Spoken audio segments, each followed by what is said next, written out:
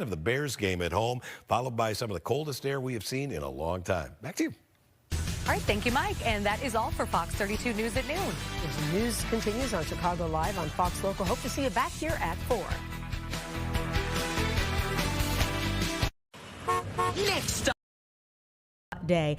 Millions of people are going to the polls in New Jersey, New York, California, and Virginia, where history will be made with the first woman governor, regardless of which party wins. And speaking of history, it's day 35 of the government shutdown. We have now tied the longest running government shutdown ever. So not necessarily the history we'd like to make, but of course, there's still no signs of anything changing anytime soon. And SNAP benefits were cut starting last Saturday as a result. But it is also, like we said, election day. So we're taking you live here to New York. This is a polling place there where you can see people going in. Of course, for New York, the major thing is the mayoral election. And you have Zohran Mamdani, the Democrat in this race, who has been leading in the polls for quite some time. Former New York Governor Andrew Cuomo, who is also on the ballot, but now as an independent. And you also have Curtis Sliwa, the Republican in this race, who stayed in, even though there were calls from Andrew Cuomo and others in the Democratic Party to try to get him to drop out, to make it a two-man race, to try to boost Andrew Cuomo's chances of beating Zohran Mamdani in this particular race. Of course, the current New York mayor, Eric Adams, was in this race as well for a time, and he dropped out some weeks ago. So now you have three men who are in this race. Zohran Mamdani, who calls himself a Democratic socialist, who is now in the lead, but this could have great implications on the Democratic Party moving forward. There haven't been any big name Democrats who have really stepped into endorse him, but there have been other Democratic socialists. For instance, Senator Bernie Sanders, who came out to stomp with him. And then also you had Alexandria Ocasio-Cortez, who also came out and went to several rallies with him as well. So this could have major implications for the Democratic Party trying to find its way after the elections in 2024 and the loss of the presidential election with former Vice President Kamala Harris losing in that race. So the Democratic Party trying to find its way and looking to this mayoral race to see if possibly this could give them some implications on what voters want moving forward from that party. So we'll continue to watch it. It is a big day there in New York and several other states as well.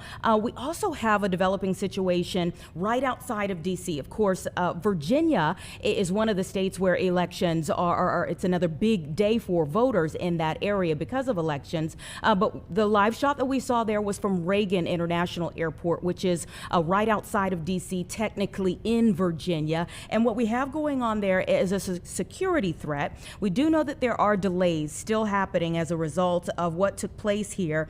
There was a United Airlines aircraft that had to do a brief ground stop here at Reagan Washington National Airport. Again, right outside of D.C., it forced several planes to divert their landings to other airports, and passengers had to deboard on the tarmac here. So a developing situation happening there. Apparently, they landed at about 11:30 this morning. So the fact that this is still going on, and keep in mind, they are an hour ahead of us. So the fact that they are still stopped here is pretty significant. So we are going to continue to watch that situation as well. Again, some delays that are still taking place as a result of that threat that was on board that United Airlines flight. Coming back here home, we have a press conference that is just now beginning. There are several people who are in the Hillside area who have been hearing train noise night after night, and they are now rallying here, upset. They say they are sleep deprived, and they're asking for the governor and the railroad corporations to halt what they call inhumane overnight freight train horns. Let's listen in. Hillside, Illinois, in Cook County, where in the middle of the night, every night, at either 1 o'clock, 3 o'clock, 5 o'clock, or a combination of those, this massive freight train comes through town, but it doesn't just and blows their train horns. They're required to blow their horns because the railroad crossings over here at Wolf Road and two others have not had minor safety improvements to prevent the train horns from blowing.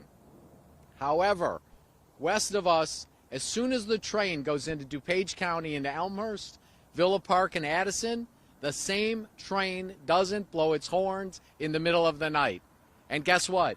Going east of us in Riverside, North Riverside and Berwyn, the same train does not blow their horns in the middle of the night.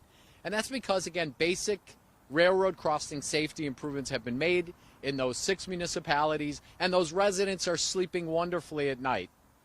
Here in Hillside, today, after 8 years of neighbors asking the current mayor to do something, now we have new information to ask Governor J.B. Pritzker to lead this process to bring peace and quiet to the people of Hillside who deserve to sleep at night.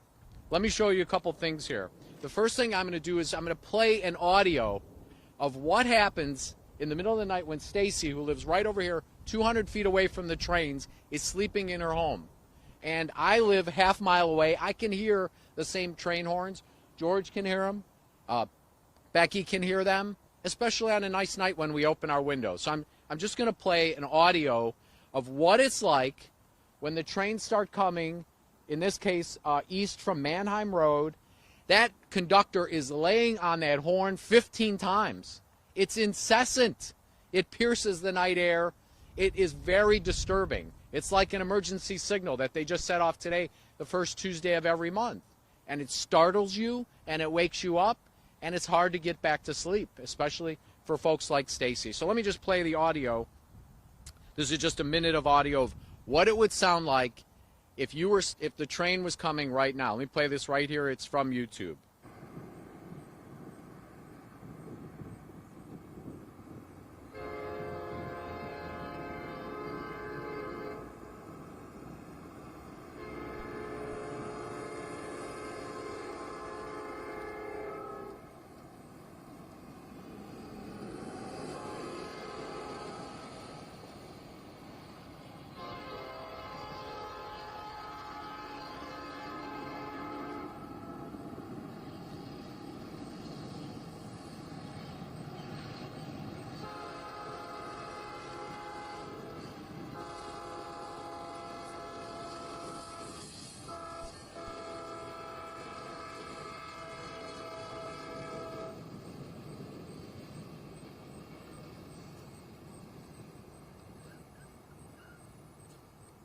So you heard it. I am Bush Whoops.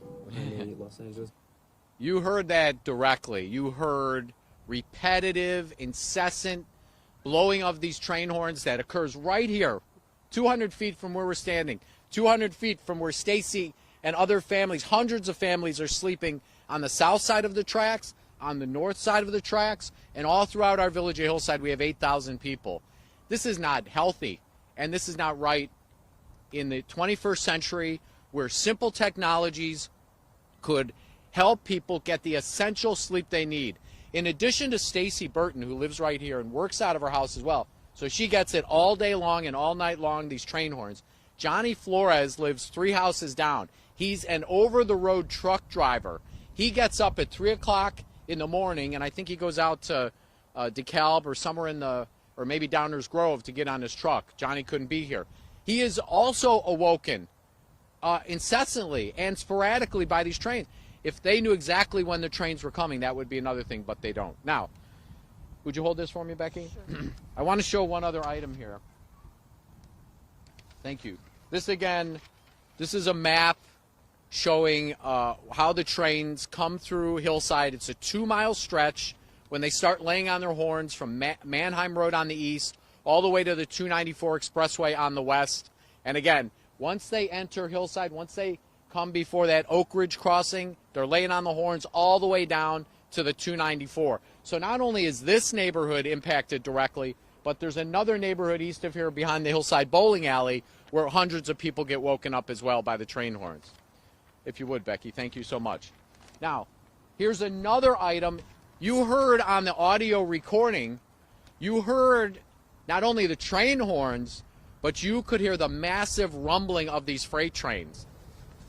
Here is photo evidence. Here is photo evidence of the destruction and damage that has been caused to Stacy Burton's home right across the street. Stacy bought this home 5 years ago. It didn't have cracks in the ceilings. It didn't have cracks in the walls. But over the past 5 years, and I'll hold it like this because of the wind, over the past 5 years, because of the massive rumbling of these freight trains like an earthquake every night, Stacy's walls, ceilings, foundation, windows are being ripped apart by these massive freight trains. This is also wrong, and Governor Pritzker should step in and create a program where the railroad has to help homeowners fix their homes and soundproof their homes just like they do at the airports. So, Stacy, our hearts are with you. Stacy bought this home. It's just another fact, if you could, Becky. Just a quick fact here. We're standing here. We have a parking lot where cars are parking, and we have train tracks. And when Stacy bought her home, she saw a parking lot and train tracks, and she thought, that's a Metro station. That's a Metro commuter station. Naturally, she would think that. And so she bought her home, and in the middle of the night, she discovered it was actually a freight train that comes through. The previous owner didn't disclose it. The Village of Hillside didn't require disclosure, which they absolutely should do. They haven't done it. So, Stacy, again, our heart's with you. Now, here's the punchline to all of this. We're talking about, in order to not have the trains blow in the middle of the night, the federal regulations require simple improvements at Hillside's Wolf Road, Harrison Street, and Oak Ridge Street crossings. Simple. On the one hand, the Village of Hillside could build 100-foot concrete barriers north and south of the railroad tracks, but that would cut off residential access to grocery stores and schools and going to work. And it would also force us, as working families in Hillside, $70,000 maximum or $70,000 median income for families, to pay almost $1 million to build these concrete barriers. That's not the right solution. The Canadian National Railway, which is based in Montreal, according to Wikipedia, made $17 billion in revenue last year, and they're sitting on $57 billion in assets with a total equity of $21 billion. NBC5 reported at the beginning of last month that Governor Pritzker has a $51 billion infrastructure budget. So what we're saying today is, Governor Pritzker, you've got a $51 billion infrastructure budget, and the railroad's sitting on $57 billion. Governor Pritzker, take the lead. You pay half, the state pays half, the railroad pays half. We put up 4 gate quadrants at Wolf and Oak Ridge, and we solved the problem.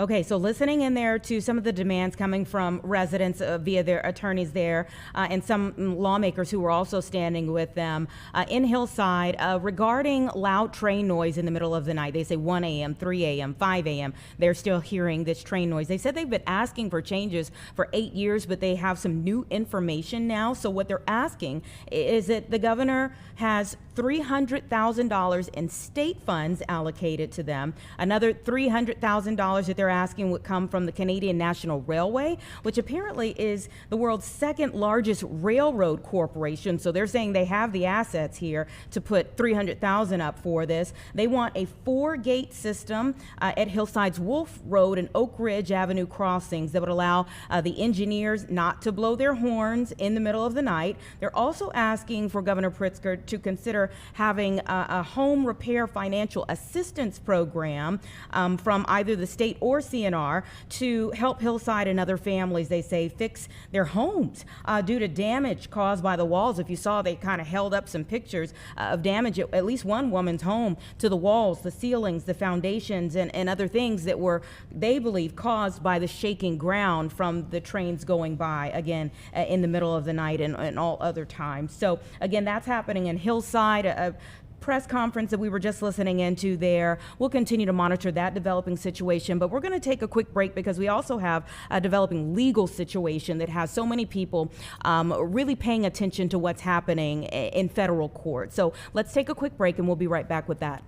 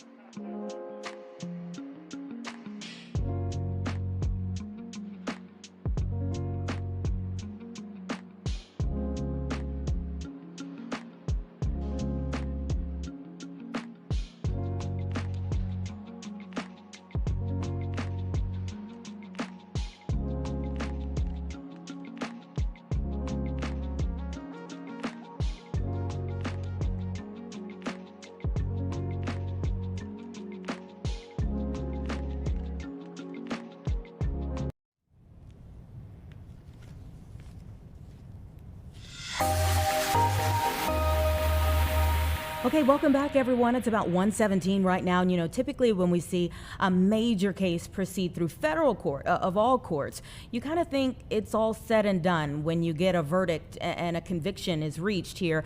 But two here in Chicago surrounding street gangs are getting a do-over. And it has a lot of people kind of sitting up like, okay, how did this happen? Accused Four Corners hustler Chief LeBar Spann and the Wicked Town leader Donald Lee, years after their original convictions, are going to be back in court. There are claims that prosecutors made undisclosed promises for testimony against three men, they would be included there, tied to 11 murders. I want to bring in Ross Rice. He's a former FBI special agent to talk a little bit more about what's going on here, because there are so many question marks on this case, and maybe if there are others that may present just like it. Ross, thank you so much for your time. Always a pleasure. Thanks for having me. So I know that a lot of this played out for quite some time. I believe that at least one of these cases was 4 months in court, but is it the undisclosed promises in and of itself that rises to the occasion of having a retrial? That appears to be the case, especially with LeBar Spann, who was the alleged leader of the Four Corners hustlers. He was charged in a federal grand jury indictment that was returned in 2019, along with 8 co-defendants, with racketeering and several other federal crimes, I believe Hobbs Act extortion and illegal drug dealing on the west and southwest side of Chicago. Over the next 3 years or so, 8 of the defendants pled guilty. Spann was the only one to go to trial. And as you mentioned, after a 4-week, I believe it was a 4-week trial, maybe it was 4 months, it might have been longer. But after a fairly lengthy jury trial in federal court, he was found guilty of all the charges. He was up for sentencing, and allegations surfaced that one of the witnesses against him, a former member of the gang named Sammy Booker, had been given a promise of assistance by one of the federal prosecutors. Booker was serving a 25 to 35-year sentence for a murder committed at the behest of Spann. And in order to get him to testify before a grand jury, it's alleged that this prosecutor said, I'll go to bat for you, I'll talk to the state's attorney's office and try and get your sentence down to 25. Well, that's all fine. You can make deals with defendants. That happens all the time. But the issue here is that was never disclosed. It wasn't disclosed to the grand jury, and it wasn't disclosed to the defense at trial. And that would be an issue that would go to the credibility of the witness, Booker. And the judge felt it was a serious enough allegation that he ordered a retrial of the case, which I believe starts today. Yeah, and then, it seems like it took years for it to come out that this hadn't been disclosed. Maybe in a sentencing hearing, it seems like, of some sort. I was kind of trying to read through what I could. So what do you make of that aspect of it, that it took so long for us to even realize, oh, there was this one piece of it that seems to be crucial at this point that was undisclosed? Yeah, I can't speak to the delay. None of the court filings that have been made public really address that. But if you look at the case, it was indicted in 2019. It had been investigated. It was alleged that this criminal enterprise was ongoing since 1990. And it took 3 years for the one defendant to go to trial. So delays and postponements are not unusual in court cases, especially federal court cases, when the goal is to get it right. And apparently Judge Durkin, who was the presiding judge here, felt that this was a serious enough matter that he needed to take the really unprecedented step of ordering a retrial. Now, when you talk about a serious step, the Trump administration has called for the death penalty. And instead of the life prison sentences, I guess, that were originally in this case, prosecutors seem not to be seeking that. But do you think that we could see a different outcome from a retrial here? Well, that's always possible. If the defendant elects to have a jury trial, he'll be judged by 12 members of the community that hopefully know nothing about him or the case. They will hear the evidence, and the one key factor I think that might change is when Booker testifies again, assuming he does, that this additional promise of assistance becomes known to the jury, and if it is it significant enough to taint his credibility as a witness. Personally, I don't think it'll be that big a difference, but who knows? Anything can happen with a jury trial. Yeah. What do you think this does to a family? Obviously, street gangs are nothing new for Chicago, and they have terrorized neighborhoods for decades. And so if a family is waiting so long for some aspect of justice, and they think that they got it, and now you have to relive all of this all over again, talk about that aspect of things.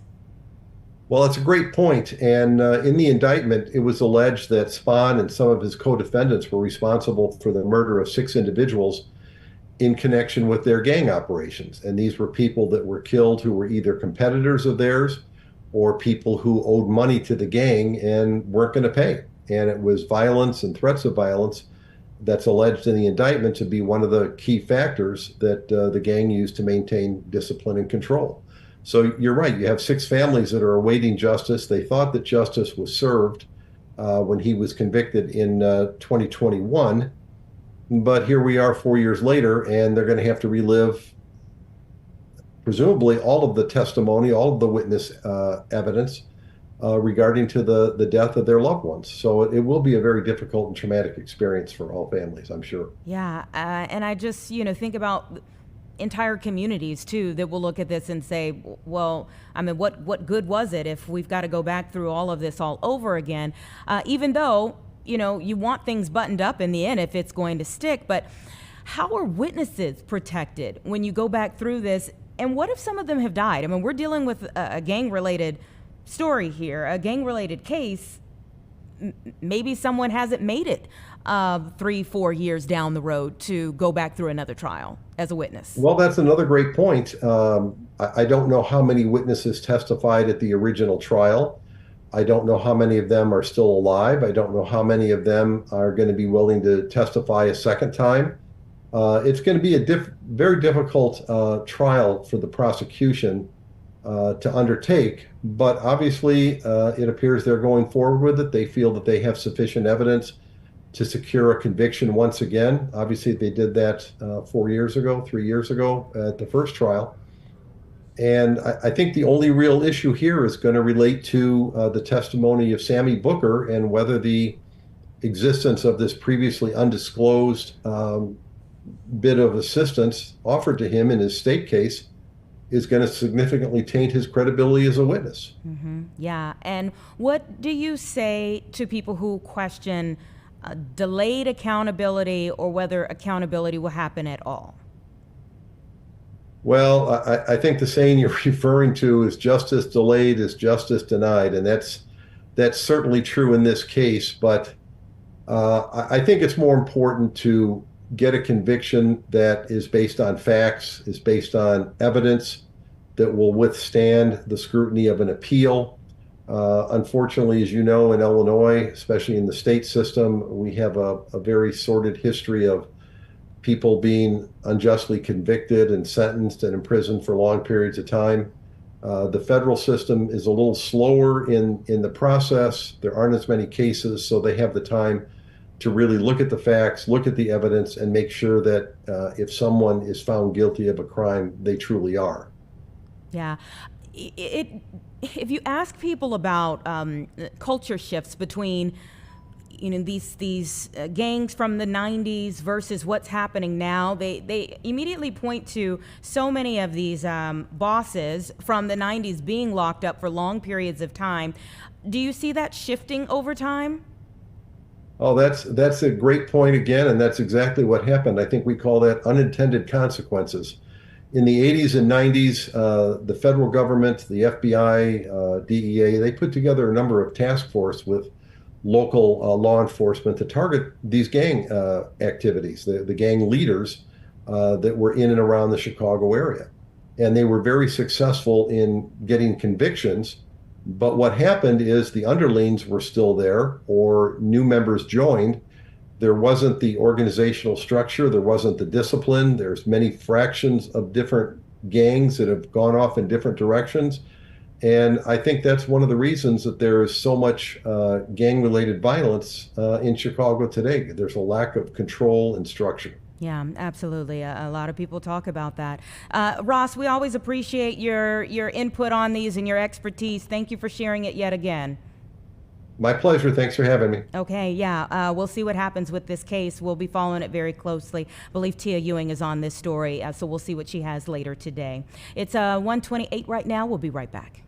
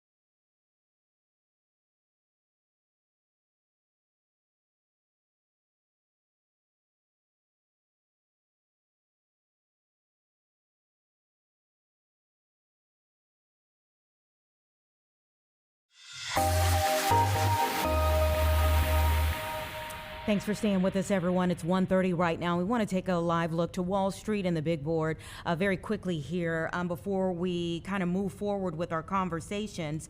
You can see red on the screen. We did see it again yesterday at this time, but what I'm seeing is that stocks fell today because of some increasing concerns over a few different things, AI related and on and so forth. But the S&P 500 declined 1%. The NASDAQ composite lost 1.6%, and the Dow Jones Industrial Average lost 200.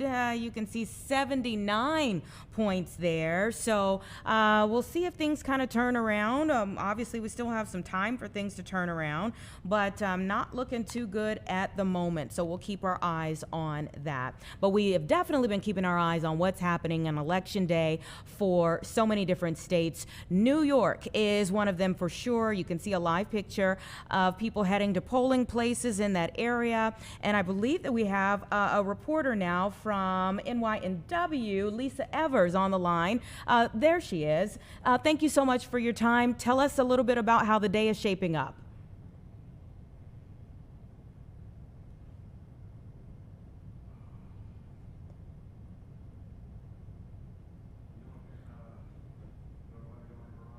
Okay, I'm not hearing Lisa. So we're going to work on that, and we'll try to bring her back in just a moment here when we get the audio fixed. Of course, we know that the polls opened first thing this morning. People have been streaming in there. We've been kind of dipping into live pictures as we've been able to. You can see people, and it's interesting to see, there's a couple of young people right there turning in their ballots, because that's a real big part of the story, is that we're seeing a large turnout of young people in this particular election for the New York mayor's race. At one point, it was a four-man race with the current mayor, Eric Adams, in the race. He dropped out of the race a short time ago, just a few weeks ago, stating that he wasn't raising the funding that he knew would be needed to continue to move forward. And so then we had three men. That was Democratic Socialist, Zohran Mamdani.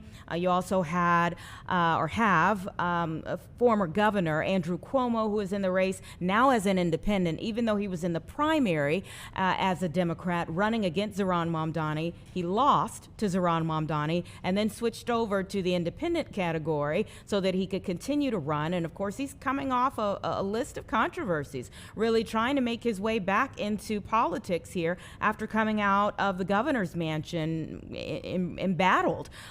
So trying to see if he could step back in, but he is far behind Zohran Mamdani. And then there's also Curtis Sliwa, who is in the race as a Republican, the founder of an organization there in the area. So we've got these three men who are in the race. Zohran Mamdani is by far in the lead, but we'll see how the day proceeds. But we had a high turnout ahead of the in-person election day today, early voting. They had historic numbers already. So we'll see how things turn out as this day goes on. For sure, there are many who are watching this across the country, especially within the Democratic Party, to see what New Yorkers say about this element of democratic socialists. You saw Zohran Mamdani being surrounded by people like Senator Bernie Sanders and Alexandria Ocasio-Cortez, and some had considered them kind of progressive, left-wing, left side of the Democratic Party. But now that the Democratic Party is trying to find its identity, really, is that what voters want moving forward? So a lot of people who are watching this very closely, you really have not seen many other big name Democrats come out to support Zohran Mamdani, but we'll see what happens moving forward. I believe that President Barack Obama just said something akin to, I would be a sounding board for him,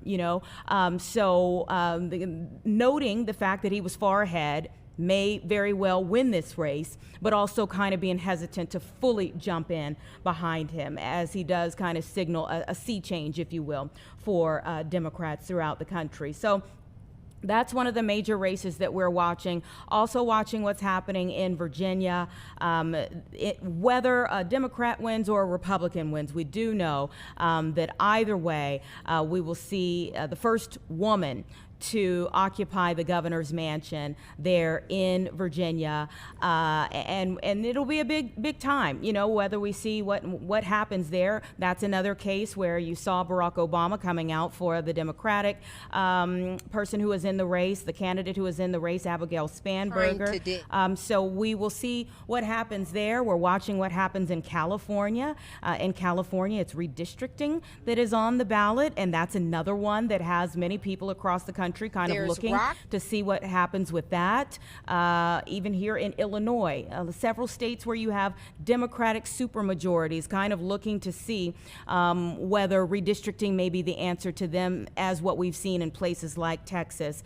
And then there's the other element of this. New Jersey is also going to be electing a governor today, but there's also the other element of this being the first elections that will take place since President Trump came back into office, and what that will say moving forward as well. In fact, President Trump he didn't really endorse, but he did kind of step into this race for the New York mayor's race, saying that he'd rather a bad Democrat than a Democratic socialist. So calling Andrew Cuomo a bad Democrat, and then saying he'd rather have a Democratic or not have a Democratic socialist in Zohran Mamdani. So there are many different elements to this. We're watching them all. Of course, Andrew Cuomo is saying, it's not an endorsement. He just called me a bad Democrat. I'm a proud Democrat, though. So many different things that we're watching at this point in time as we have been waiting to hear from our reporter there at WNYW. Do we have Lisa's audio now? Okay, still don't have Lisa's audio, so we'll take a quick break and see if we can work that out, and we'll come back on the opposite side of it. Hopefully we hear from her. If not, we'll move on with some of our other conversations that are planned. 1:37 right now.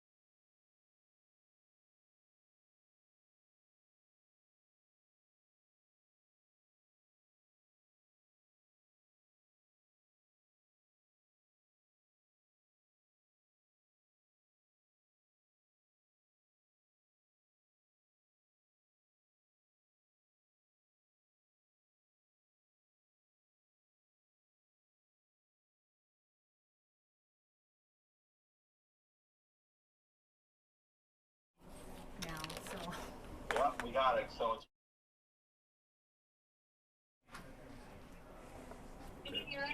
Wait, let's just Do a mic check with him. Okay.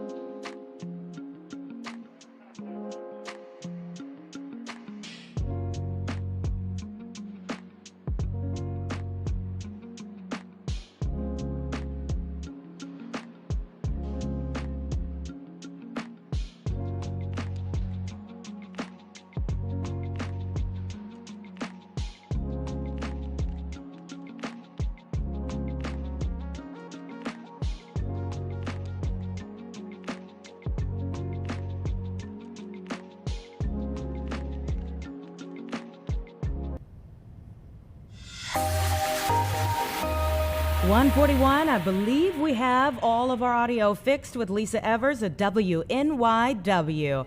Thanks so much for hanging with us. Sorry for the issues that we had there, but you were in New York. So what's the overall feeling of the city today? Anita, there's so much excitement in the air today. I mean, we've had an unprecedented turnout for early voting, which ended on Sunday night. There were nearly 750,000 people who came out to do early in-person voting here in this mayoral race. And a lot of them, there was a whole section, there were a lot of seniors, there were a lot of people over 55. And then there's also a big chunk of that turnout was from young people, from first-time voters, people who had newly registered coming to the polls to exercise their right to vote, which a lot of people were thinking, okay, these must be the Mamdani supporters. But there's a lot of energy. A lot of people, are talking about it.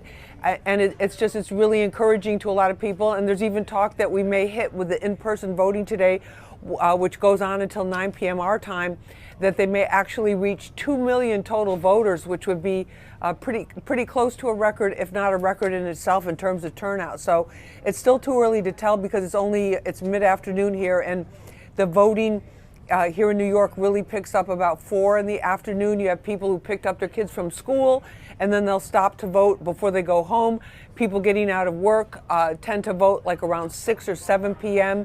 That's why they keep the polls open so late, give people time to get home, whether they're on the transit system, taking a bus or a train, or whether they're driving. So it's just, there's not a tremendous amount of suspense, though, because the 3 candidates, Mamdani has been number 1 in all the polls, even though the numbers have varied. Cuomo's been a firm number 2, even though his numbers have varied, and one poll even put him within 6 points of Mamdani last weekend. And Curtis Lewa, a distant third, but he vowed to finish out the race, which it looks like he's done, and not cave into a lot of pressure that was coming to him from not from Republicans. He's running as a Republican, but also from independent candidate Andrew Cuomo, who was telling him, listen, you need to get out of the race so I can go and beat Mamdani. That was kind of an unprecedented thing that we saw here, Anita. Yeah, there's so many different aspects of this that I think have caught people's attention. Let me ask you, do you think if Andrew Cuomo does not win, do you think it's the last we've seen of him in politics? Because he's really had such a turnaround from, at the beginning of the pandemic, people were thinking, wow, this guy is presidential material, to now maybe not even winning a mayoral race. Well, it's interesting you're asking about that, Anita, because that's what we were all thinking, exactly what you just said when he first entered the mayoral race, and he said he's going to throw his hat in. I mean, he comes from kind of a legacy political family here in New York City with his dad, Mario Cuomo, who was a multi-term governor, has one of the most famous bridges in the area named after him, which Andrew made sure to see happened. And people thought, okay, this is going to be the same governor that we saw during COVID, holding daily press briefings, Monday through Friday and on the weekend if it was necessary, talking about the shortage of PPE. Remember that? It was like you couldn't find a can of Lysol anywhere to save yourself. Paper towels were people were hoarding paper towels, like all these things, household things we think are like just we take for granted. Were so hard to find, and they were limiting the purchase. And he was there on TV every single day, carried on a lot of the stations here in New York, saying to the federal government and to then President Trump, saying, listen, we need this. This is our workers need this. Our doctors need this. Our nurses, nursing aides, our hospital workers, all the hospital workers, the orderlies, everybody, they need this. And people thought they were going to see that tough talking guy. He was never the warm and fuzzy type of political candidate. He was never the one where you're like, oh, that's the guy that I want to go have a drink with after work or have a beer or whatever. And then the scandal of the sexual, the harassment allegations, those were never really proven because, of course, he stepped down. And, there was a lot of talk about how valid they were and that type of thing. But it's just like this was being seen as his big comeback. People are saying, okay, we're going to need somebody like this after the scandals that really crippled the Adams administration. you know, we need somebody that can come in, that can really deal with all of these things that are going on. But from the way the government shutdown is affecting New Yorkers, the way it's affecting government workers who have to go to work and not get paid, and then on their day off wait on food lines at pantries, all of these things. And we really did not, the only time that a lot of people here really saw any kind of that fire or some sparks was in the last debate, Anita, because he just was, he lost the primary, a lot of people say, because he did not campaign. That was in June. Mamdani had been campaigning since the previous October, mobilizing the troops, being out there on social media, but more importantly, integrating the social media into, you know, real retail, you know, traditional politics of like people doing door knocks, canvassing neighborhoods, but all of this stuff organized on social media. So if, let's say, you and I were hanging out and we're like, Saturday, oh, we want to go canvass, we want to help or whatever, you just go on your phone, check, and then you just show up. It was an incredible get out the vote effort that he's been running all along. So I think Cuomo was surprised when he lost the primary. That was the analysis a lot of people here had, and they thought, well, you know what? He's such a household name. Mamdani is so new. He'd only been a state official, a state assemblyman for a couple of years, hadn't really passed any bills, hadn't made any real headlines as a local government, you know, state official. So people thought, oh, Cuomo will be the shoo-in, but the turnout that Mamdani had mobilized, well, we know what happened. He won by a very double digits over Cuomo, and Cuomo never quite seemed to recover or understand that there was this seismic shift going on, not just with the campaigning methods, but also reaching these new voters that so many voting efforts in the past had kind of failed to mobilize. So his campaign schedules were very light. There were days when he had no events on his campaign schedule. There were days when we're calling the campaign going, you really don't have anything today. You know, the Curtis Lewa was out everywhere, pretty much every day. Mamdani had events like every day, made sure to have a major impact event, whether it was an endorsement from one of the biggest unions here in New York City, or whether it was from a different community group. And he weathered a lot of scandals, you know, that like scandalous accusations that were made about him, particularly being anti-Semitic. That was one. And then just also about being a tool for big business and for these billionaires. But of course, Cuomo had billionaires really behind him and pushing his campaign forward. So there were just a lot of questions. But, you know, Andrew Cuomo, and people are saying now that he may not have been so far behind for so long if he had waged a more active campaign and seemed like he was more interested in the job and more interested in actually running New York City instead of being crowned king of New York City, which a lot of people there felt there was an air of entitlement around him. And I think that cost him a lot of votes. And now he was being, you know, with President Trump's tweet, not tweet, but his post on Truth, his platform's Truth Social yesterday, saying you may not like Andrew Cuomo, but you have to vote for him because he's the only one that can beat Mamdani. So it's just by pretty much every angle or from every angle you look at it, this has just been an unprecedented campaign all the way around. And then you have three final candidates. So it's not like a traditional debate where you have a Republican and a Democrat, or one person and, you know, you have two people going head to head. The debates were three people, and that kind of some people felt muddied the water a little bit and diluted from the intensity between the first, you know, the one who was in the lead, Mamdani, and then Cuomo number two. But Anita, just like one thing after another that we didn't expect, and then, you know, we'll see what happens today, if it's going to play out the way the polls have been predicting it would, with Mamdani having a significant win. We'll see, but it's New York. Anything can happen, Anita. For sure. On a final note, you know, obviously, I mean, we talked about the controversies with former Governor Andrew Cuomo. There are a lot of people who take Zohran Mamdani's stances on several different issues as being controversial in and of themselves. No, absolutely. I mean, his comments about Hamas have come out where there was an old post or an old video that surfaced where he was saying he thought that Hamas should always be armed, and of course that resonated terribly within many quarters of the Jewish community, because we have a diverse Jewish community here in New York City. They were very upset about that, especially as, you know, President Trump is trying to go through and work out this peace deal. And there's still a tremendous amount of tension with that. People who lost loved ones in the October 7th, 2023 assault on Israel, attacks on Israel, they're still waiting. Some of them are still waiting for the remains of their loved ones to come back. There was another photo that surfaced of Mamdani with a Ugandan official who was very well known in Uganda, which is where he was born, and where she had a very strong anti-gay stance. In fact, at one point in her career, within the last 10 years, she was calling for gays to be executed. And it was a very harsh stance, and she was the prime supporter of this harsh law. Mamdani, I thought for sure in New York, because we have a very large LGBT and very active and politically savvy LGBTQ population here, that would have gotten more traction. That was a one-day or day and a half story here. And he answered it by saying he didn't really know who the woman was when he took a picture of her, which people were going, wait a minute, your dad was there, your dad was been close to her, you had to know who she was.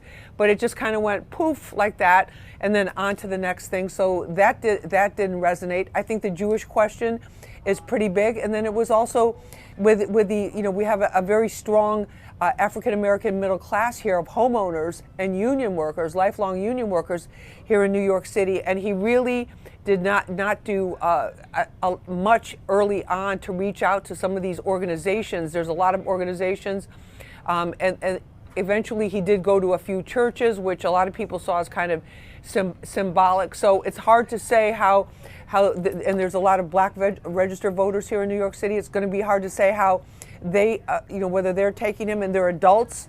So are they looking at that? They're not necessarily following every move on social media. Are they following him? Are they upset by his lack of experience? Do they feel more comfortable with Cuomo? Or some people say, there was a phrase that I heard as I was reporting and throughout the campaign, hold your nose and vote for Cuomo. We may not like the guy. The guy may be a little creepy. That's the way people see him, but he's going to run. He knows how to run things. He knows how to manage. I mean, New York is a very large and difficult city to manage. There's so many entities, so much of the funding for anything you want to do, whether it's public housing, whether it's food programs, whether it's medical assistance, that there's city, state, and federal entities involved, and that's like a complex matrix, of all these different agendas and different people that you have to know, and you have to know how to navigate it. So there's just a lot of questions. So I think the black vote is a big question. According to the polling with the Jewish vote, younger Jewish voters were more inclined to be favorable towards Mamdani. The older Jewish voters across the board, whether they were Orthodox or whether they were are Reformed, that depending on that, how religious they were pretty much opposed to Mamdani, and were definitely going into the Cuomo's camp, according to the polls, the pre-election polls, and some of them going to Sliwa. But it's just, it's going to be really interesting to see what the results are and how they break down, because New York is at a crossroads right now. Mayor Eric Adams, his administration was scandal scarred, but he came in saying, I'm going to bring safety with justice, meaning he's going to bring safety for everybody, public safety for everybody, without having these cops that are out there targeting people of color or targeting unarmed individuals for no reason, basically bringing justice, which he did. He succeeded in doing that, but he could just never get that momentum back after his case, after he was charged with the face of corruption charges, which were basically tabled, in effect dropped, but tabled. And, he delivered that. So it's kind of wide open now. The next mayor will at least have a plan for that underway. But Mamdani, you were asking about the controversial comments. The other big one was defund the police. I have people, I'm active on social media. People on social media who used to be anti-cop, after they see the crime, after the crime rises, after COVID and everything like that, they're like, bring back the cops. We bring back this. We want police in our neighborhood. All of this, and you didn't hear so much this term over policing.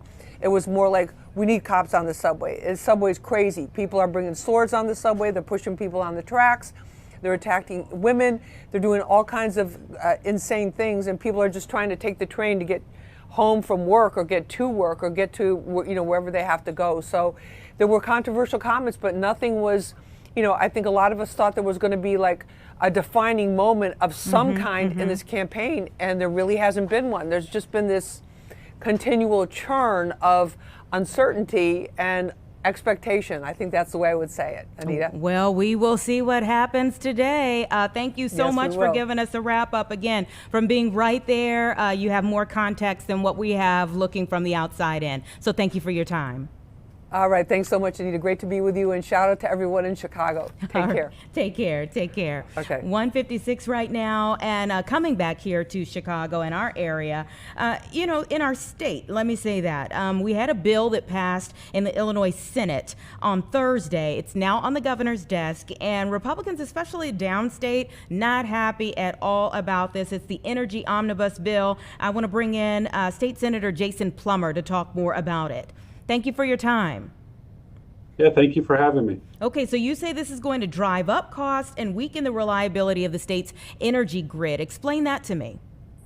Well, actually, 3 or 4 years ago, we had one of the lowest costs, most reliable energy grids in the Midwest, if not the whole country. And when CJ came around, major energy legislation 3 or 4 years ago, we warned what we're experiencing now would happen. And so it's not a warning anymore, it's reality.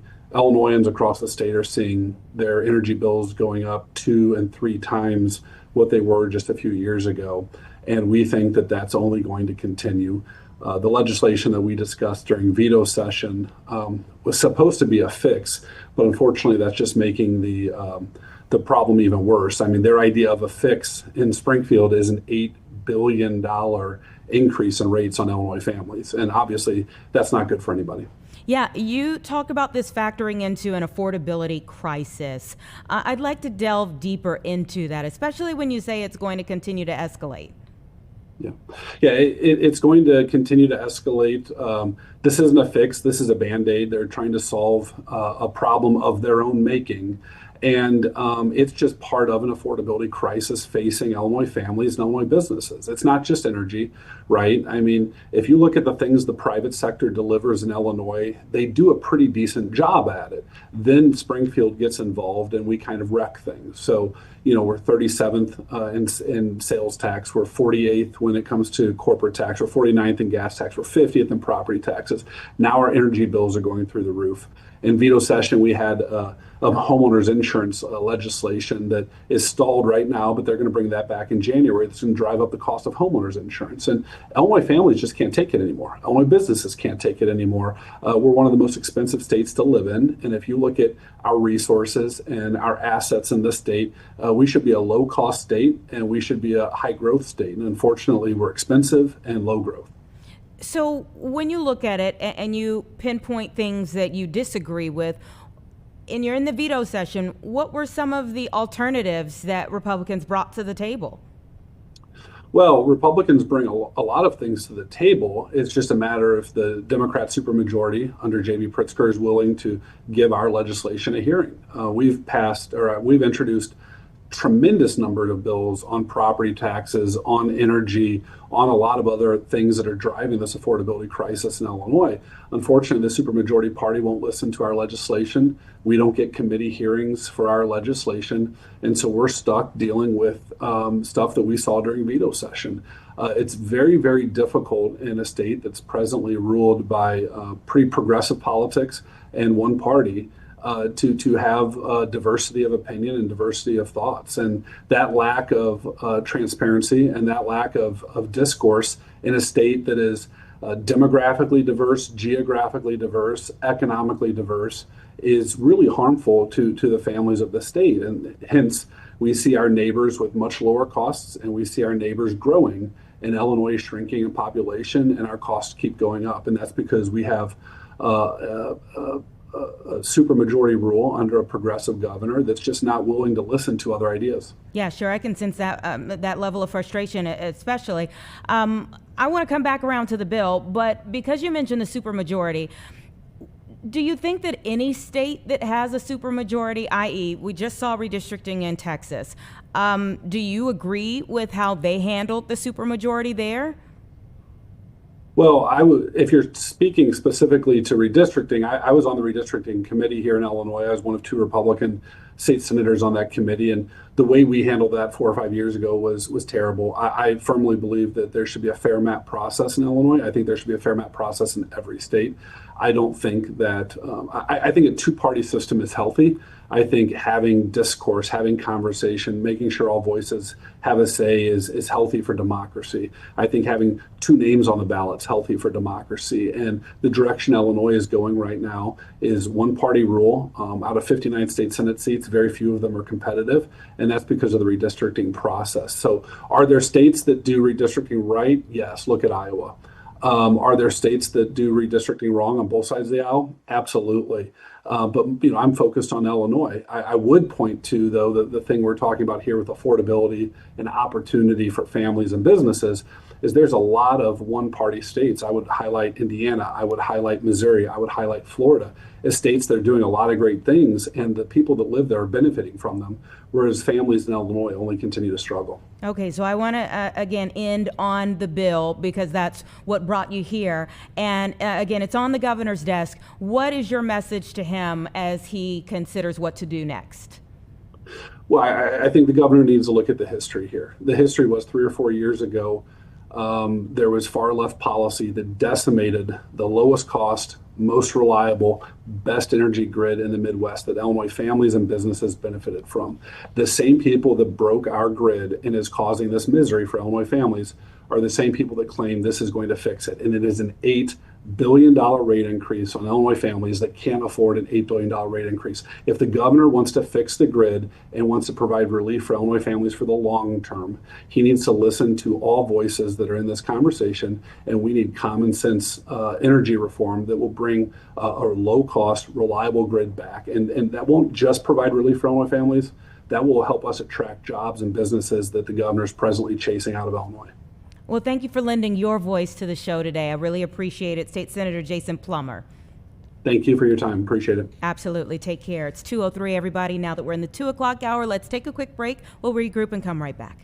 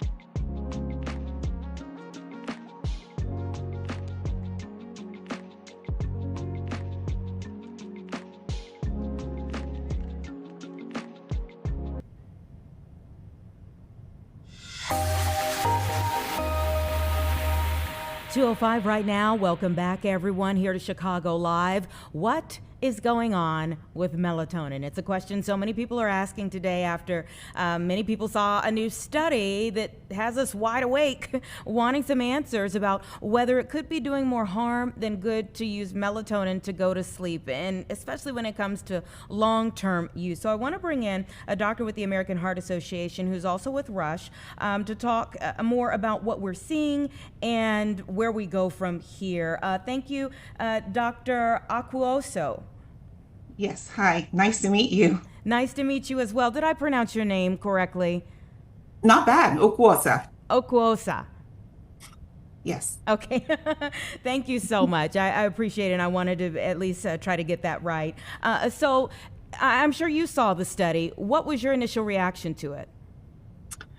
I think my initial reaction is that and I think the authors did a good job of noting this, is that we have to be careful when we're interpreting studies, right? So when we're trying to look for example, at a medication like melatonin, we have to make sure that it's not just association between two points, right? So there's melatonin associated with heart failure, but we have to ask ourselves, does that mean causation? In other words, are we saying that melatonin is actually causing heart failure?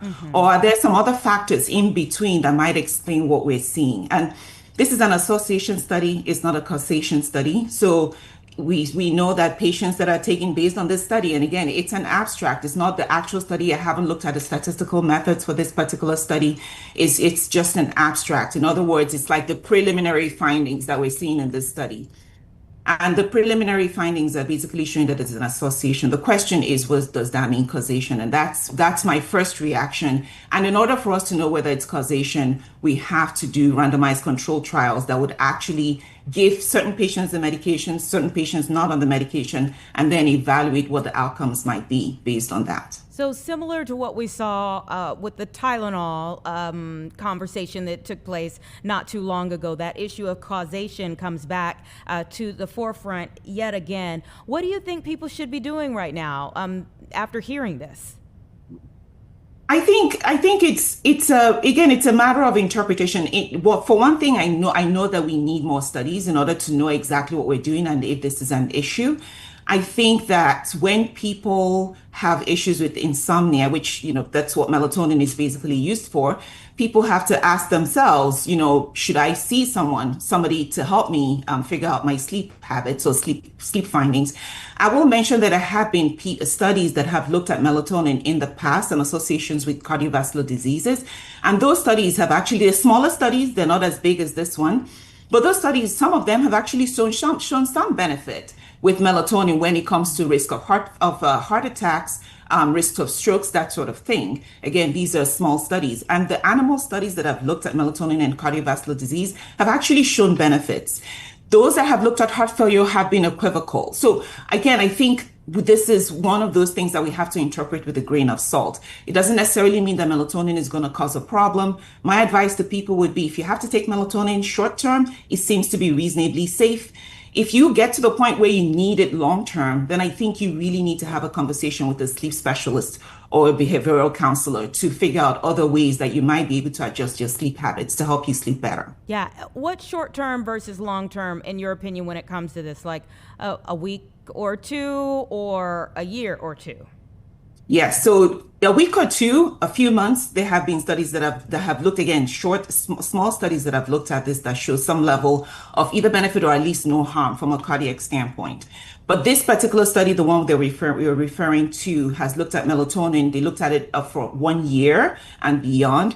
And so if it gets to a point where it's taking a few months, a year, that sort of thing, you probably need to speak with a specialist to make sure that there's nothing else going on. I will mention, and I will point out, that sleep itself, lack of sleep, I should say, when somebody has sleep disturbance, that itself has been shown to be associated with significant risks of cardiovascular disease. So people that don't sleep well have higher risks of heart attacks, strokes, heart failure, problems with obesity, diabetes, high cholesterol, problems with non-concentration, Alzheimer's, even death, and so on and so forth. And so it's important to remember that sleep by itself, lack of sleep, causes its problems. And so there is this concern of confounding. Is it that melatonin is leading to heart failure? Or is it that those that don't sleep enough or have lack of sleep or have sleep disturbances are those taking melatonin, which is then really leading to these abnormal findings that we're finding. So again, a lot still needs to be teased out about it. Yeah, and I guess, here we are yet again looking at supplements and calling them into question. I know that they're not regulated to the same extent of other medications. How do you flesh that out? I mean, what are your thoughts on, do you think that there needs to be more regulation when it comes to supplements? That's a tough question. I think that certain supplements probably need regulations. Certain supplements that have not been shown to be harmful or toxic, it probably is not. As long as it's not harmful, hasn't been shown to be harmful, it probably shouldn't be a big deal for people to pick them up over the counter. I think that, in all honesty, I think the pharmaceutical companies, they sponsor a lot of studies and fund a lot of studies and clinical trials out there. So we understand a lot of our medications that are produced by pharmaceutical companies that we use, that we prescribe or we write prescriptions for. But for those over-the-counter drugs or supplements that we don't write prescriptions for, we need more studies. We need to be able to figure out ways, or have ways, either governmental ways or not-for-profit ways, or other methodologies or mechanisms for funding these other studies, so that we can understand a lot more about supplements that are out there. And then that way it's better, we know better how to advise patients on use of those supplements. Yeah, what do you say to people who say, what can we trust anymore? Because it feels like something gets recalled or called into great question every week. What I would always say is consult with your doctor, right? I think generally speaking, for those of us that go to medical school, we do study pharmaceutical mechanisms, and there's certain things about certain drugs that we can, even if we don't know the particular drug, just looking at the ingredients, we might be able to surmise and have better advice for a patient about use of those drugs. We also have our pharmaceutical colleagues, right? The pharmacy staff or PharmDs that have been to pharmacy school, that understand a whole lot more about these drugs. And for most clinics, we have pharmacy staff that work with us, and we always can also lean on them and ask them questions and obtain their insight on some of these medications.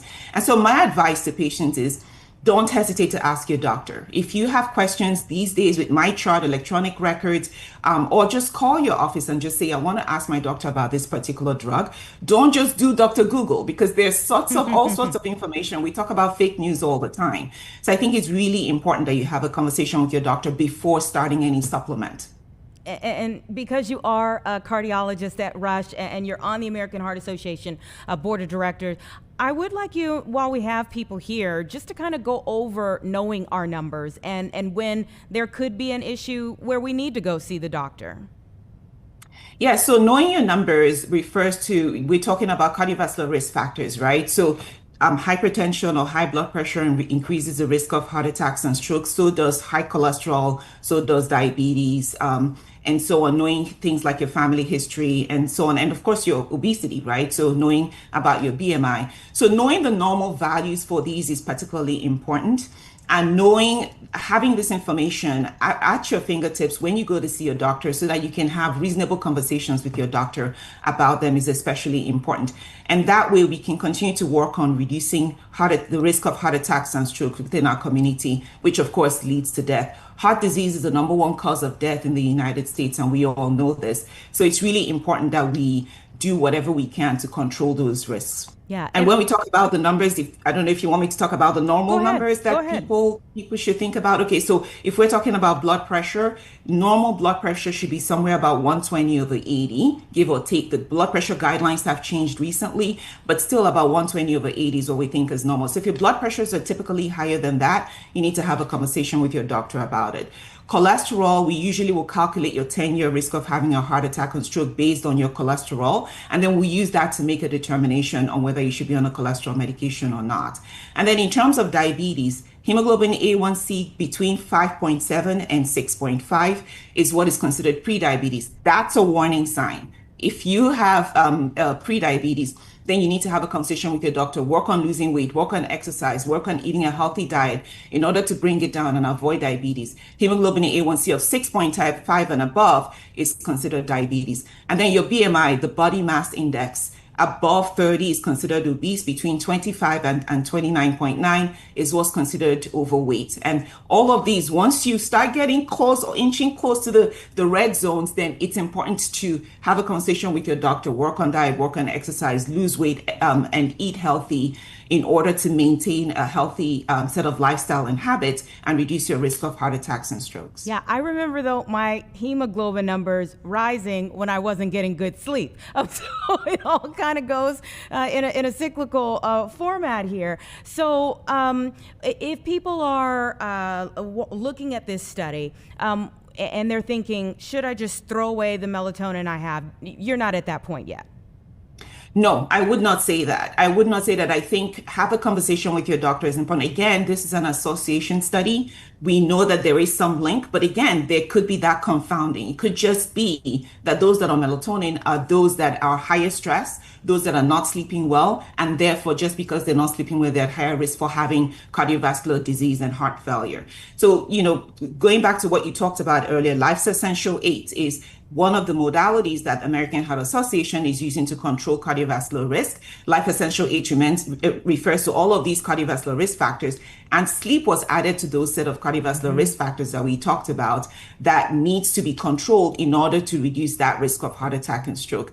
And so sleep is important, and melatonin, this melatonin story is a story to be continued. We need more studies to further assess it, and it could just be that sleep is the issue rather than melatonin. But again, a lot needs to be understood. We need more trials, we need more studies, and we need more specifically randomized controlled trial in order to understand this link between melatonin and heart disease. Dr. Okuosa, did I pronounce it correctly that time? Yes, much better. That's wonderful. I was over here like, I'm going to get this right before we go. Thank you so much for your time. You are outstanding. Thank you. Thank you. It's been a pleasure. All right. 2:17 right now. Let's take a quick break, everyone. We'll be right back. Do you want?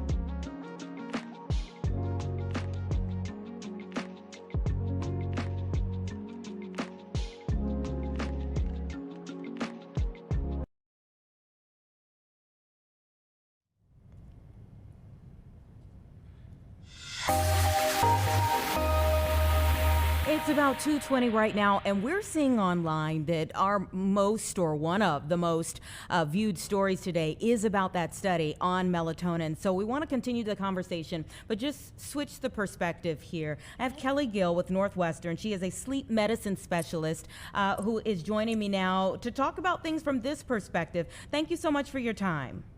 Oh, absolutely. Okay, so I'm not sure if you were able to hear Doc Wosa with Rush speak about things from the standpoint of a cardiologist when it comes to this study on melatonin, and saying that there's no causation there yet that we're seeing in terms of heart failure and melatonin, but there's still this reason for us to say, wait a minute.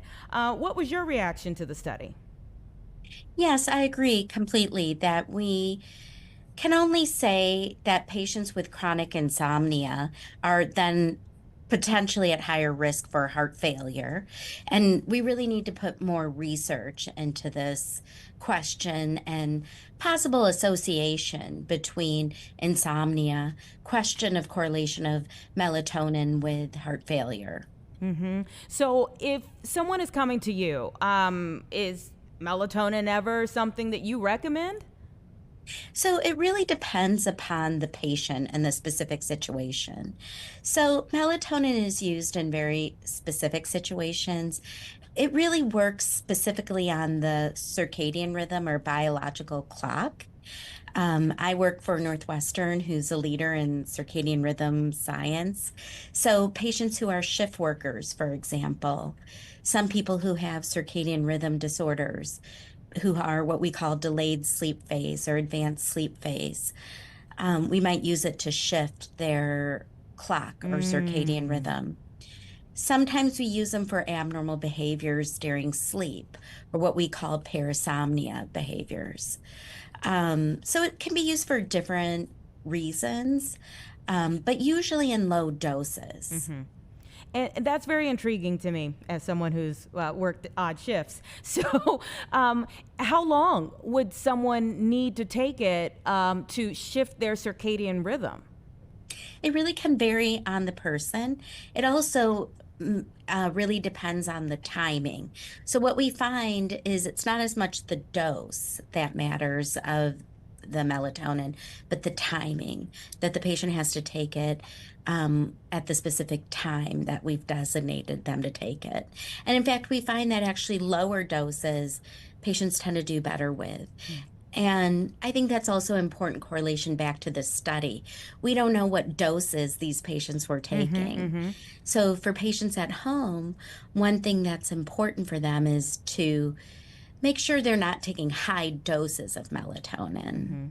Yeah. Dr. Gill, one of the things that we were talking about just in our meeting, it feels like sometimes with over-the-counter supplements that you may think like, oh, I'm just taking one pill.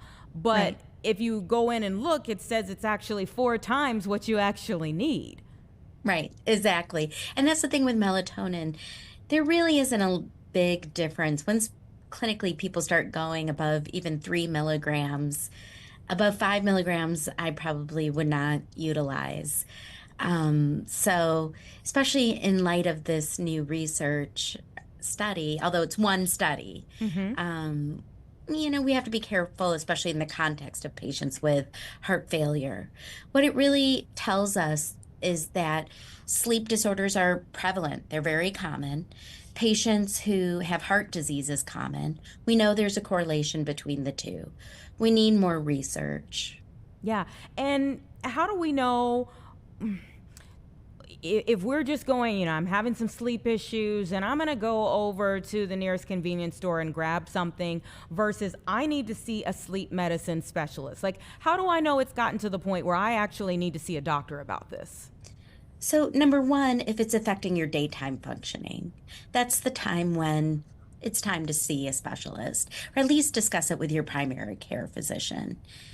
I would say when it does come to sleep, no matter what, the primary treatments are going to be behavioral, though. So meaning having good sleep habits is always a critical part of any treatment. The other issue is if you have medical comorbidities. So again, if you do have cardiac disease, then the consideration for having a further evaluation, possibly even a sleep study, might be worthwhile. Yeah. And what are some other things that you suggest? Let's start first and foremost with other medications, and then I'd like to move on to routines. Well, medications are difficult because that is very patient specific Okay. in terms of what medications we might prescribe. It depends on someone's age and what other medications they're currently taking. One thing we might even do is try to adjust doses of current medications. But part of what we have to think about is what interacts with their current medication regimen. So medications, I would say, are very specifically tailored to each patient. In terms of routine, the most important thing we would tell people is two things. One is keeping a very consistent schedule. So meaning an exact time to go to bed and to wake, and to keep that routine consistent. So between weekdays and weekends, it should be the same. In a way, it's almost training the brain that this is your time to go to bed, this is your time to wake up. The other suggestion is trying to relax the mind and body before you get in the bed. So methods like deep breathing, trying to relax, releasing any kind of stressors you might be having from the day, but also musculoskeletal relaxation, using things like heating pads, stretching, rollers, styrofoam rollers, even head massage, just trying to kind of relax using like physical and muscle relaxation. And what are some things that may be counterintuitive? Some things that we may be messing up our sleep habits and we don't even know it. The most counterintuitive thing is, and the thing that people do the most, is what I call clock watching. So one of the most important thing to do is to use an alarm. So a lot of people will tell me, I don't use the alarm. Use an alarm. So, and then turn that clock around. So when you're sleeping, if you're waking, going to the restroom, do not check what time it is. Because when you do that, you're going to be teaching yourself to wake up at 2, 3 every day. Ooh. You're also waking yourself up enough to register that it's 2 or 3 in the morning. So very important to disconnect and not check that time in the middle of the night. Mm-hmm. That's hard not to do. That's right. That's right. So that's, again, what we call hyperarousal of the brain. The mind is too hyperactive. And so that's part of that relaxation that we need to all learn how to turn that mind off. And for the weekend, let's say if you nap during the week, should you continue to nap on the weekend? Yes, but it would, again, depending on the patient's age and it would depend on what's going on, if we're going to recommend napping or not. Okay. What are some other things that you maybe think are little known that could help a lot when it comes to people not having to depend on something like a melatonin to have good, healthy sleep? Well, exercise, number one. Exercise, and it really doesn't have to be a lot. So even 15, 20 minutes, it doesn't have to be rigorous. It could be light exercise, stretching, walking, little mild exercise a few times a week, really, we know has a strong impact, not just on cardiovascular health, but on our sleep. It really can help what we call consolidate, making that sleep tighter. So exercise is a very helpful thing. The other thing I would say is our society is so stimulating. Mm-hmm. There's so much stimulation in terms of constant electronics. iPads, phones are just part of our lives. And so shutting that all down, ideally 2-3 hours prior to bedtime, but at least 1 or 2 hours prior. Again, harder to disconnect from all this technology, which is a big part of all of our lives, is a critical part for all of us to learn to wind down and get the proper rest that we need. Yeah, I'm sitting here with 4 screens in front of me right now, like, Right. Yeah. Right. It's a necessity of modern life, but it really is not what we're built for. Mm-hmm. And again, that's what this study is pointing towards, is patients with chronic insomnia that are searching, using supplements, there was a higher risk of heart failure. So we have to pay attention to this, and we have to look at what can we do to improve things. Thank you so much. Dr. Kelly Gill with Northwestern. She is a sleep medicine specialist, and she has certainly enlightened us today. Thank you so much. Thank you. Have a great day. Thank you. You too. 2:30 right now. Let's take a break.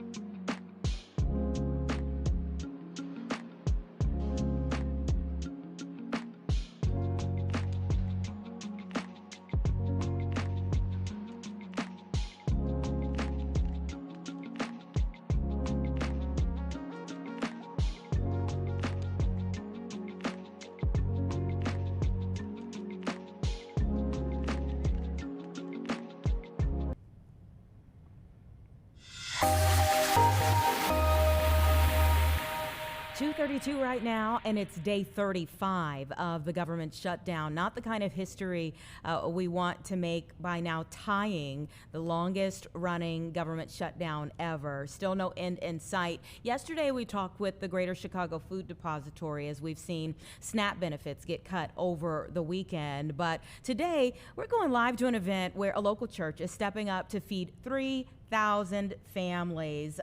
Pastor Charlie Dates has been mobilizing his congregation, which is Progressive Baptist Church, to do this wonderful event. And we want to bring in Audrey Mathis, who is going to show us around and tell us a little bit more about what's happening. And I see you have some helpers there.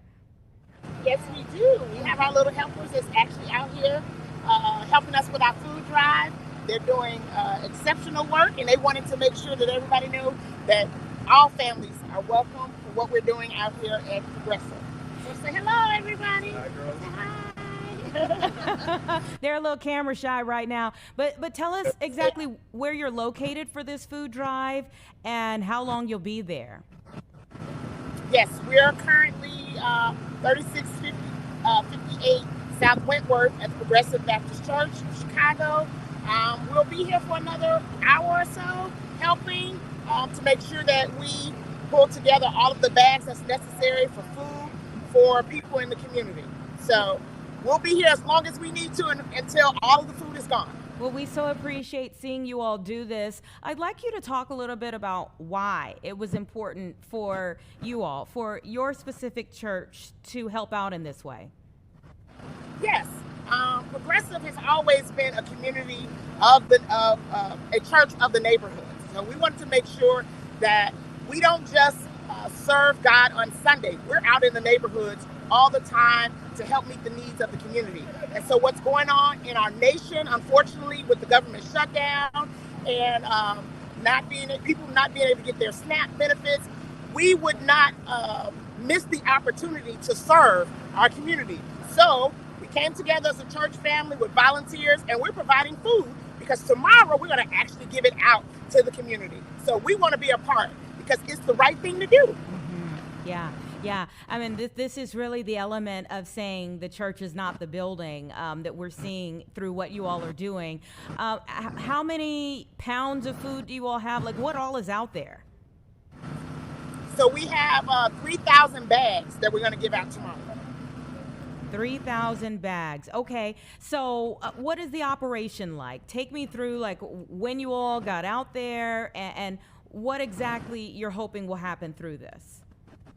Okay, so we've been out here about 30 minutes or so, and we have it where our volunteers have come through and they have bags and they're going from station to station, putting together. We have rice, we have canned goods, we have cereal, we have spaghetti, we have a lot of things. I can't give you all the names, but we want to make sure that a family have what they need as they're dealing with, unfortunately, what's happening in our nation. Yeah, and I remember when there was like an egg shortage, I remember Progressive mobilizing to give eggs to people for free. So I know that this is something that you all regularly do in terms of helping out where there is a need. But how does it feel now to maybe have compounding problems here? Because as I mentioned, there was already a need before the shutdown, and now you have this on top of it with SNAP benefits being cut. Well, again, we're a church that want to meet the people where they have a need. And so, yes, you were right. We needed, at the time, unfortunately, when eggs were so expensive, we came together to make it affordable so the people couldn't afford to do it. So we did that. Now we're dealing with food. So our church is the kind of church that generally, whatever the need is, we're coming together because, again, we are a church of the community. Tell me about the community over there. Like, who is it that you're seeing? What are the demographics? What are we seeing go through or that you'll be helping? So we will be in the Bronzeville area, the Alma Square area. Pretty much we're going to be on 75th Street. So anywhere from 35th to 75th Street is the general population. But our main goal would be, before we gave away, we did the buy in the black. And so we're going to go back to that same neighborhood and that same community to give away tomorrow. But generally speaking, we generally give away food even in the Bronzeville area on a regular basis as well. At least once a month, we provide food for the community. Amazing. So this is a specific initiative, given what's going on with the 3,000 bags. And so whatever the need is, we're willing to do it. We love to see it. So the giveaway, what will that look like tomorrow? We're gonna have trucks. All of the food that we've gathered today, we will have trucks out on 75th Street, and people would be able to come and just grab a bag and take it back to their families. Oh, wonderful, wonderful. And you have up to 3,000 bags now? Yes.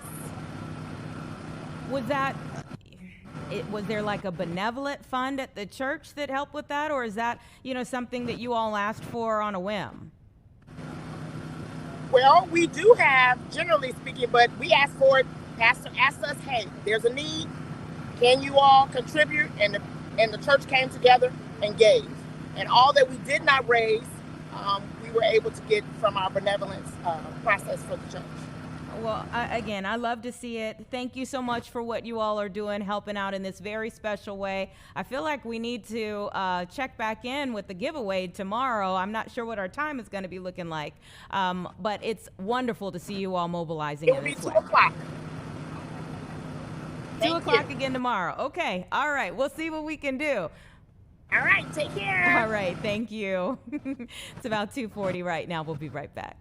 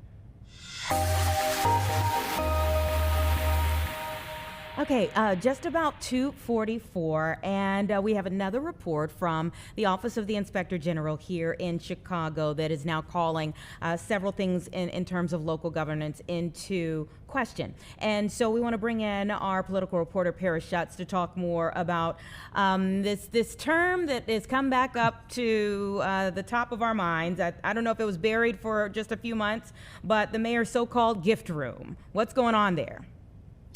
Yeah, Anita, it's the gift room that keeps on giving, apparently. You know, this made headlines several months back when the Inspector General put out a report that said that the mayor was not following city code in reporting the gifts that he had received as mayor, things like handbags, signed jerseys, things like that, a bottle of whiskey, or some kind of high-end bottle of alcohol. And so the mayor made sure to open up the gift closet. He let reporters in. He did a tour on YouTube of it to make sure it was accessible.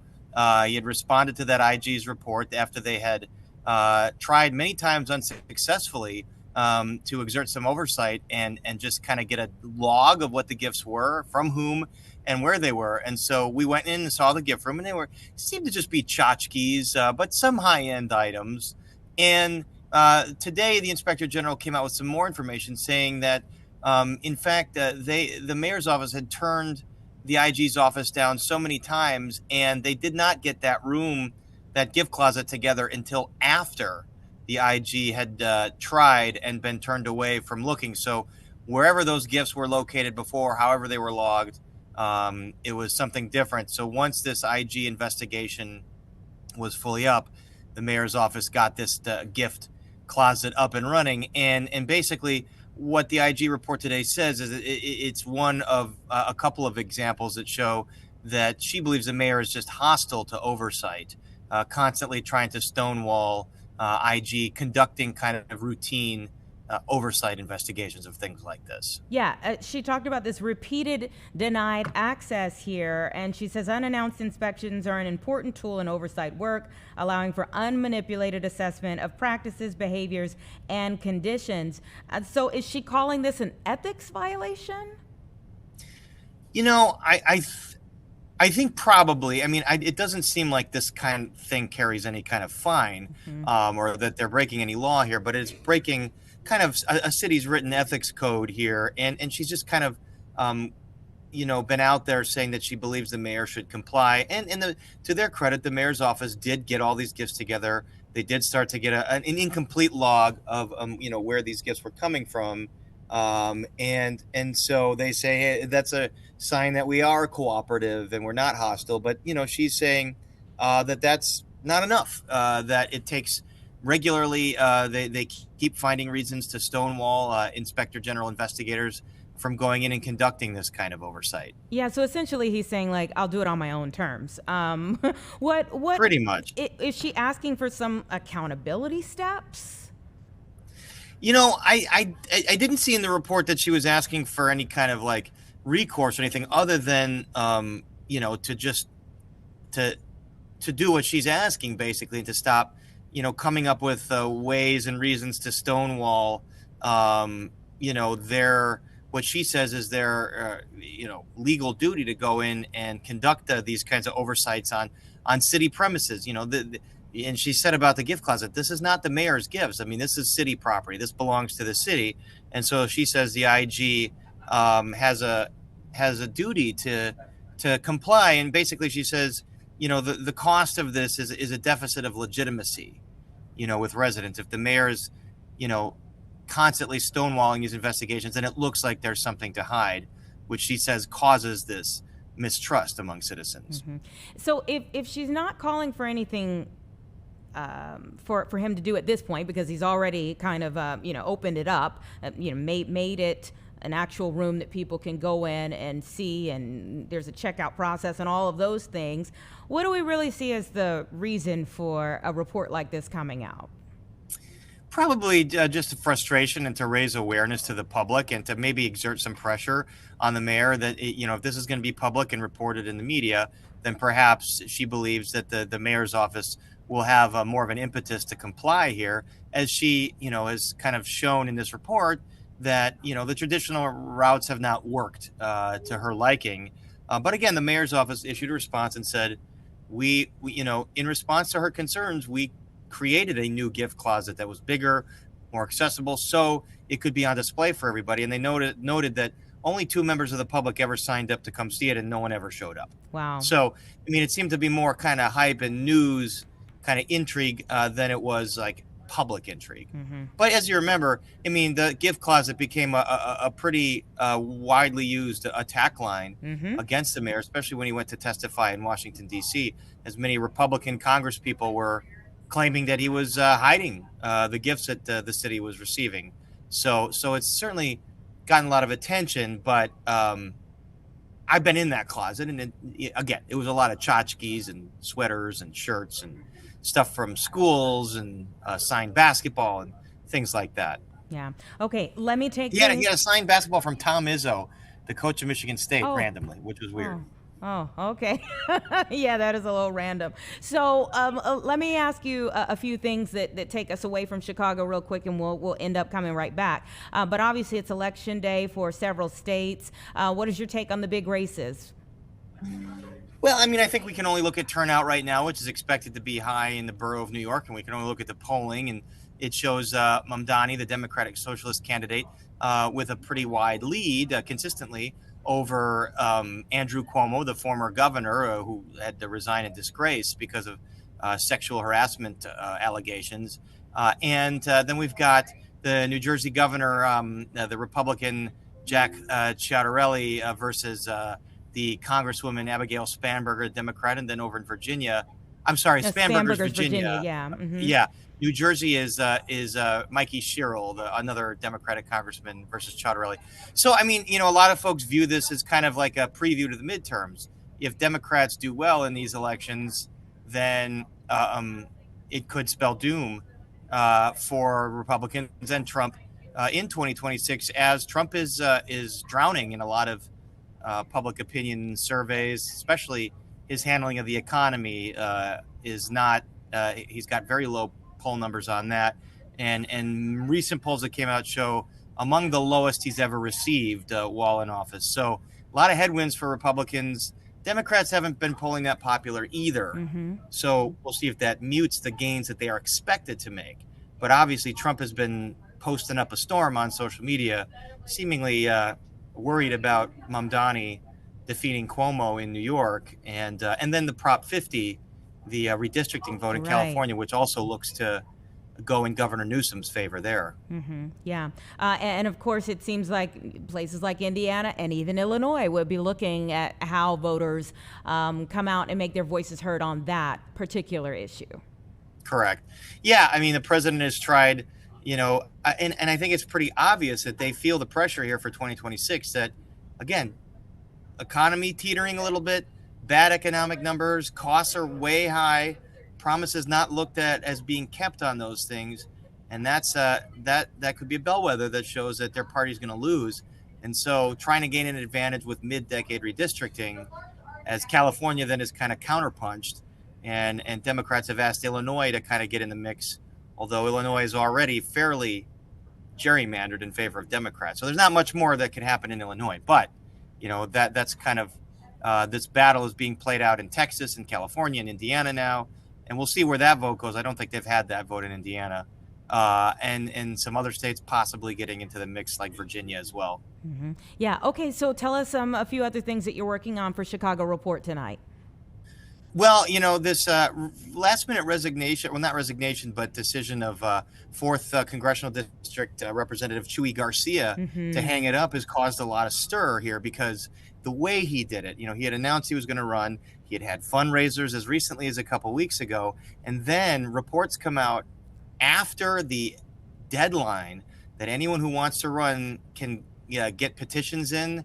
The deadline passed, and then the reports come out that Garcia has chosen not to run again, and instead his chief of staff, Patty Garcia, somehow was able to get that news prematurely and circulate her petitions and be the only Democrat to get them in on time. So it's causing a lot of critics to say that Garcia, who is a noted reformer who spoke at the No Kings rally, is kind of using the old Chicago machine style of politics to make sure that he gets the person to replace him that he wants, while not giving voters a true choice, because it's too late for anyone who might have wanted to jump in to get into the race. The deadline's passed. And he did an interview where he said, look, he's doing this because of his wife's deteriorating health, other family considerations, and the timing just coincidentally kind of timed out that way. But a lot of folks saying there's no coincidences in Chicago politics. And at the same time, you know, anyone who wanted to run could have run. The thing is, when they thought that Garcia, the incumbent, 3-time incumbent, was going to run again, they chose not to, because it would probably be pretty tough to defeat the incumbent with a big organization behind him. So this way, it's kind of like he gets his preferred replacement without really offering much of a choice, at least in the Democratic primary. Yeah, coincidental timing to a T. All right. Absolutely. Thank you. Literally Paris. right as the deadline hit. That's when the report came out. Nothing to cause any questions at all. No. Thank you. Thank you, Paris. All right, Anita. We'll see you later tonight. All right, take care. 2:55. Let's take a break.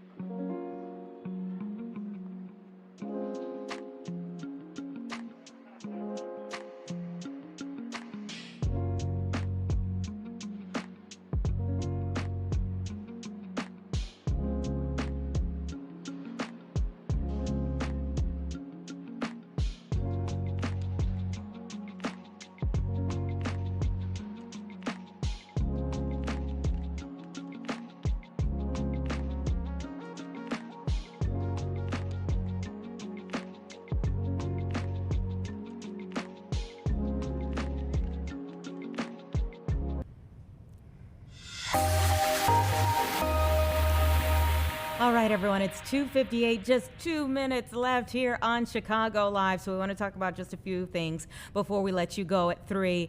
You can see here, again, it is election day for New York, for New Jersey, for Virginia, and for California. So we'll be watching how things go throughout the rest of the evening to see how things come. There's some history on the line for many of those races. So big races to watch in the day ahead and the evening ahead. And we'll we'll be watching those closely and giving you the results. We're also taking you live here to the nation's capital here. Any minute now, they could be going to this live shot after we leave the air here to talk about Save SNAP. This is a Save SNAP rally that's expected to happen. Just to get you caught up on today's latest developments, of course, the SNAP benefits for over 40 million Americans ended on November 1st, and as of Monday, there was a federal order for the federal government, President Trump and his administration, to use emergency funds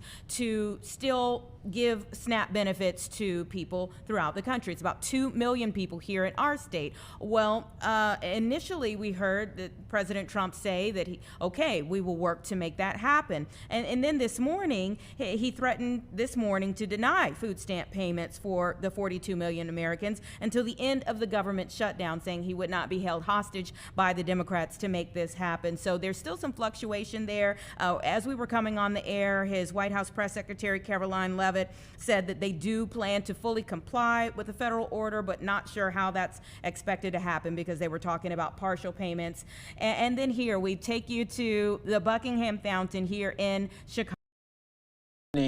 On Live Now from Fox, we're also keeping an eye right outside of Capitol Hill. We will be hearing from House Democrats in just a moment. Should be coming up right at the top here of the hour. And this is House Democrats talking about SNAP benefits. We will bring that to you as soon as it does get going, everyone. So in the meantime, what we want to do, we just showed you Democrats. Let's show you Republicans just a little bit ago, both Senate Republicans as well as House Republicans coming together to talk not only about the shutdown, but other key issues as well. In my life, I've been targeted by the executive branch. The latest is Jack Smith, all right? So he, I don't know why, but it was an attack against me, an attack against Ron, and a bunch of others, but really it was an attack against the Republican Party. Their goal was to destroy the Republican Party. So this is my third time. During the Biden administration, they stole my tax records and disclosed them to ProPublica. Anything happened to ProPublica? Absolutely not. The Biden administration did nothing to them. I led the effort to fight against Hillary back under the Clinton administration. So as a result, I got the Clinton DOJ to investigate my company.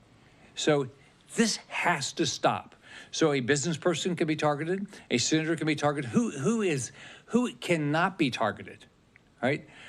So I want to thank Senator Johnson, Senator Grassley for all their hard work. I want to thank Jim Jordan over in the House for their hard work.